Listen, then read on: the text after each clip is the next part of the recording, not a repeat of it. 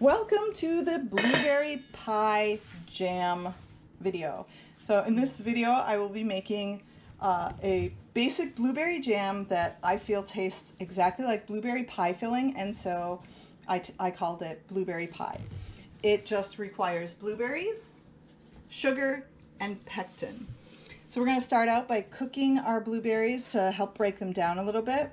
Once they start to break down, we'll add a little bit of pectin, or we'll add the pectin with a little bit of sugar. And once that comes up to a boil and it's reached a consistency that we want, we will add the sugar. We'll bring that back up to a boil, keep it there for a minute, and then turn it off. You can then put it into jars and either refrigerate it or put it in a water bath to can it to preserve it for later.